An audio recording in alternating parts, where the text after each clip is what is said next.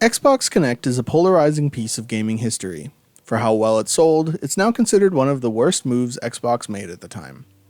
Especially when Microsoft decided that their next console, the Xbox One, was going to not only come pre-packaged with it, but outright require it out the gate. This got repealed later, but it has still left us with two distinct eras of the Kinect, and it's got me wondering, what was the difference between the two? Was one better or worse? In order to do this test, I picked Kinect Sports, since both have their own generation entry in the series.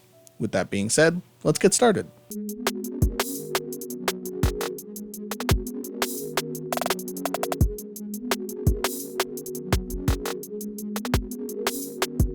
Now, I've seen plenty of opinions and videos about the 360's Kinect, but I've always reserved my opinion until I could finally try it for myself.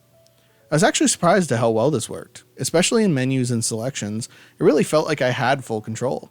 And when it came time to pick a sport in the game, I decided to play darts because it seemed like a good test of the Kinect sensor's minute movements and accuracy. I was pretty amazed. I wasn't perfect by any stretch, but for the technology available at the time, this was surprisingly accurate. It read most of my movements really well, even down to my little movements in the background while I'm spectating the AI play. I also tried baseball, just to get a feel for some of the wider movements. I did sometimes feel like it was a little delayed, but I think that was mostly due to the setup I have available in my apartment, and I think in a brighter room it might have worked better. I'm honestly impressed with this, and I would have been all over this if I had an Xbox 360 as a kid. I can only guess that other games weren't that good, and the ones I've seen definitely range, but at least Kinect Sports takes full advantage of the camera.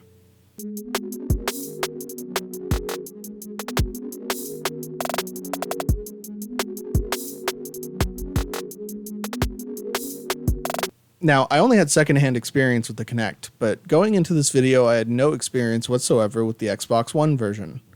It took forever to even find exclusive games for the One Kinect, but eventually I learned that there was another Kinect Sports in the form of Kinect Sports Rivals. For this game, I played bowling, mostly for the same reasons I tried darts on the Xbox 360. There were a lot of minute movements I was curious if I could track. I personally didn't see any significant better difference here than on the 360.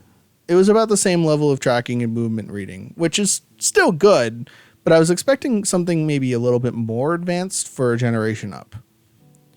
There were things that were significantly different between the two that I wanted to mention because it actually did affect my experience. On the 360, to select things on the menu, all you had to do was hold your hand over the menu option and it would select it. On the Xbox One, you have to hold your hand over the option you want and then push your hand forward as if you were pushing the button in the air. Great for immersion, but the Kinect was almost always confused on whether I was just moving to select or moving my hand in general. Granted, you could also talk to the Kinect One to select things, but that was cumbersome as well. It's a small thing, but it's something you do a lot and it does affect things. Secondly, unless I had something turned off in the settings, unlike the 360, I could not control the home menu with the Kinect, making it really annoying to also have to have a controller nearby. Another small thing, but part of the overall experience.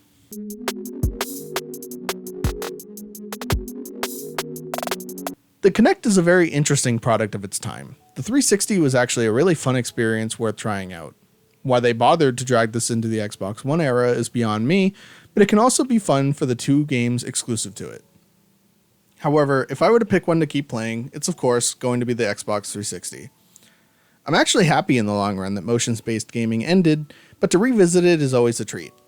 What did you think of the Kinect? Let me know in the comments below, and don't forget to subscribe while you're down there. Thanks for watching, and I'll see you next time.